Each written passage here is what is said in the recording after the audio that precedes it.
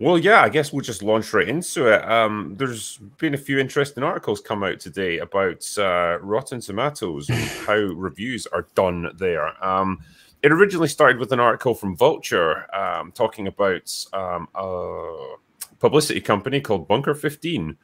I can just read you a little bit of the article because it's a very lengthy one. I don't know, like they really need copy editors to trim them down a little bit. But anyway, I'll give you the highlights here. In 2018, a movie publicity company called Bunker 15 took on a new project, Ophelia, a feminist retelling of Hamlet starring Daisy Ridley.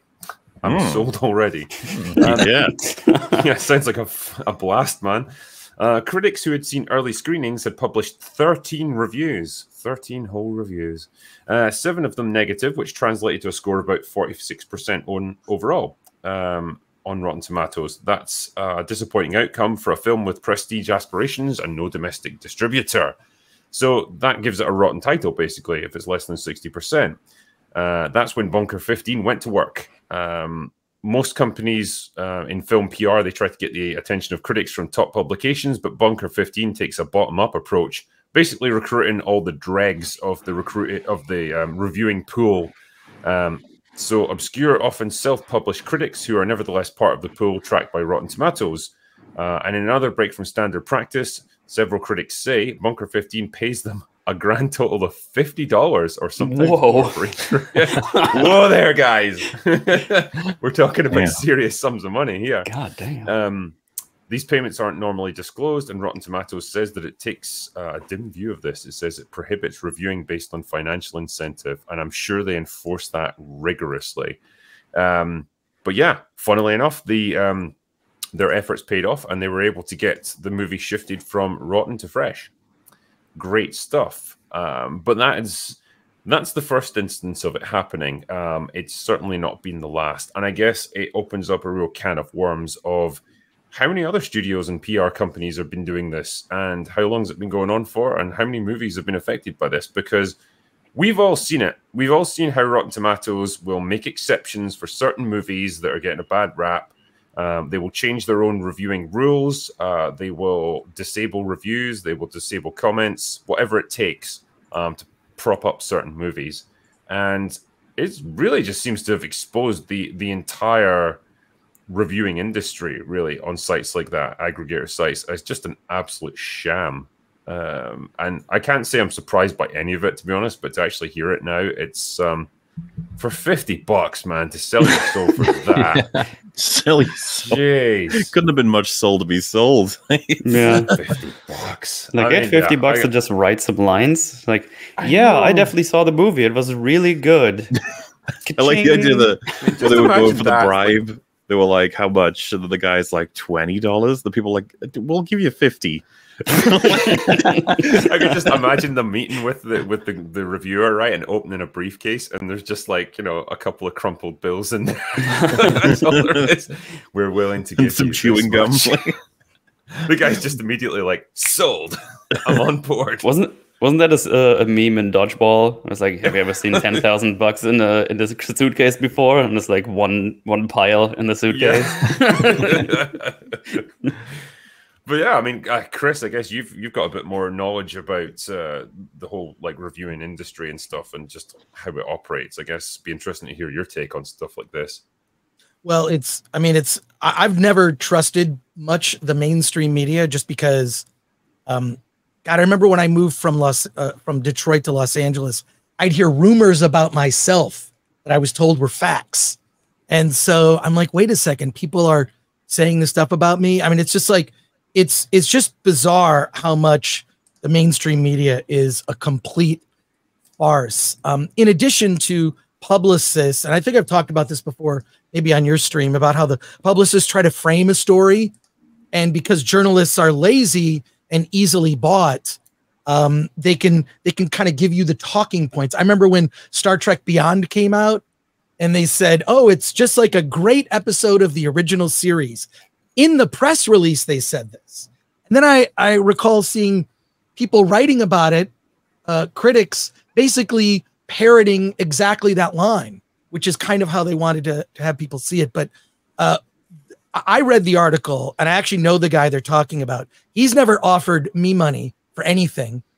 And our focus is indie film, even though, you know, we write about the big studio movies, and Film Threat as an outlet is on Rotten Tomatoes, but I've never trusted the critic scores. I've always looked at the audience score or on IMDb, you know, when people vote, those are the things to trust. But critics, it's not even like money. I think they even touch on that in the article about how it's just access. Like, I want to get to go to the world premieres. I will say this, I don't go to those things. And there are certain studios for which I've been banned from Warner Brothers since the 90s over an article I did on Batman Returns. Not a joke.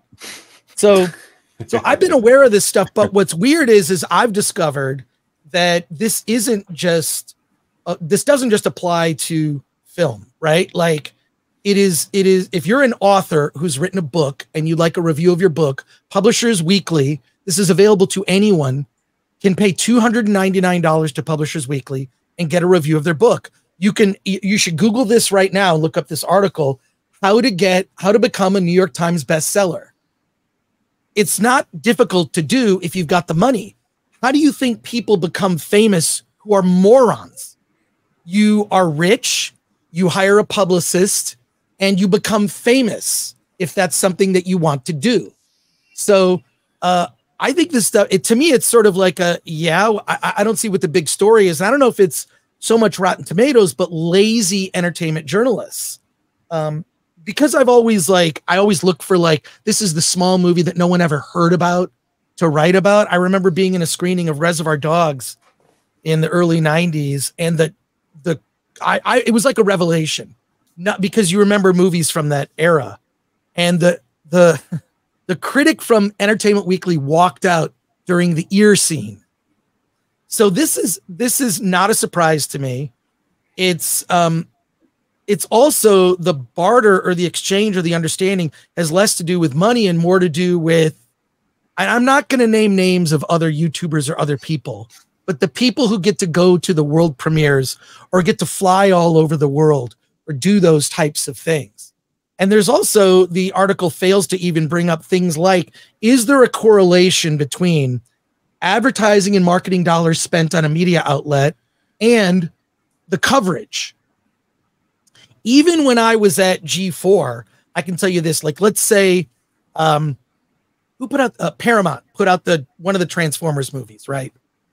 And they would come to me and say, well, Paramount just did a big ad buy for this latest Transformers movie. I know you're going to review it on DVD Tuesday. What's your review? And I said, I fucking hated it. I think it was Transformers 2. And they said, okay, just don't review it this week. Then what they would do is they would do the promotion. Then the following week, I would do my honest review. So there is like that weird thing to thread with that. And I'm just surprised that in fact, by the way, the author of that article reached out to me and I responded. What's his name? Lane something. He was originally pitching it to the New Yorker magazine. This is less than a month ago. Yeah, Lane Brown. Lane Brown reached out to me, said, I'm writing an article for the New Yorker about Rotten Tomatoes. I'm like, oh, I got a lot to say. I reached out like, here's how to reach me. Here's my phone number. Here's whatever. Never got back to me and decided to go with low-hanging fruit Vulture. I don't know, not a big fan of that rag, but, and then just chose to focus on one low-level publicist that mainly deals with small movies. I've heard of that movie, the Daisy Ridley one. I think I saw the trailer. I never saw the movie. It looks pretty awful. Daisy Ridley hasn't exactly done great things since Star Wars or outside of Star Wars, you know. She even did a movie before Star Wars about some comic book geek involved in the world of comic books that they stopped from releasing it so she could go do Star Wars. It eventually came out after Force Awakens came out. It's a terrible film, but yeah, no, I'm aware of all of this, and it's complicated. It's complicated in the sense that how do you then, like, well, can you look and like, are there numbers available of what marketing dollars were spent on a particular media outlet? And I think that movie critics, traditional critics for the mainstream outlets, are virtually irrelevant. In my opinion, I mean, YouTube has replaced it.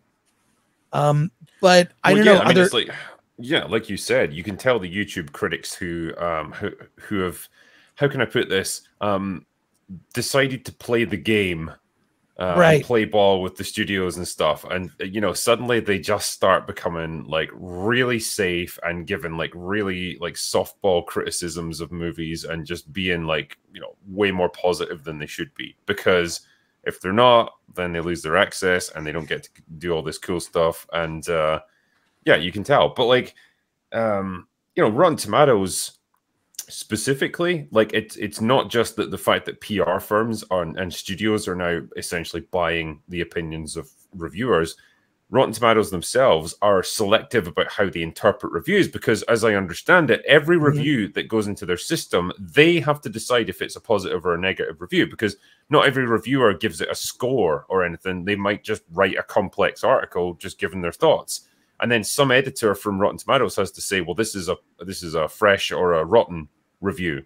And you can tell when they're just desperately searching for positives to try and bulk up a movie's score, because they will take highly critical reviews that might have a few positive elements to them and say, well, that's a fresh review.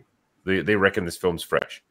Well, I can tell you, Rotten Tomatoes has reached out to me to ask, because sometimes a movie will get a 6, and that's kind of on the bubble, right? So it's a 6, which is just barely fresh. It's just barely. And then the review is very negative. So they'll reach out to me. I'll connect them with the original critic. That's happened more than a few times, actually. So to their credit, they actually will reach out. But I don't know how much. I mean, to me, the audience score is the one, and especially you look at audience, but also look at number of reviews, right? Yeah. It's got to be north of a certain number for it to be quantifiable, to actually be meaningful. So, but I've just dealt with this for so long, of like having publicists try to push me, which is like why I just don't like, I don't want to get on the phone. I don't want to be their friend. I don't want to go out to lunch, because I know you're just going to try to push something on me or push an agenda. I'm going to, you know, the film review will be assigned to someone who probably likes that genre, if it's documentary, horror, or whatever. I want someone who's an expert in horror to look at a horror film. But, you know, it's they're kind of in an awkward position. What I blame is the mainstream journalists more than anything for just being lazy and only responding to the current thing, right? Here's the current mainstream big thing you should pay attention to. And I know that, like, Drinker, I've reached out to you a couple times and said, here's a small movie you might want to like. Like, I think I told you about this movie, Landscape with Invisible Hand. It opened in like 10 theaters.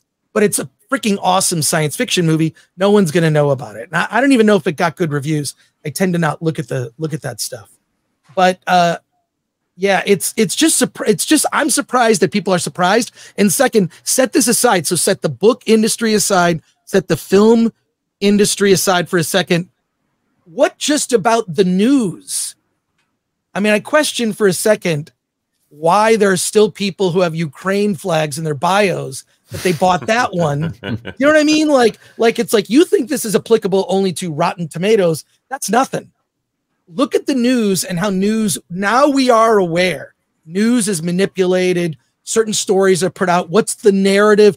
It's questioning what the narrative is now something that, you know, maybe 2 or 3 years ago, people didn't get. Now that is a common thing you can bring up in mixed company, and people know what you're talking about. So it's a much larger thing. It's too bad this guy got dragged into it, because he has represented good films, but he's never given me any money. So, but I never asked for it or cared. So the advantage I've got, like, because probably like anyone who knows about me in Hollywood fucking hates me, and so like I never right. anyone to do anything. Yeah, like I'm not even in danger of that stuff. Like, so it's fine.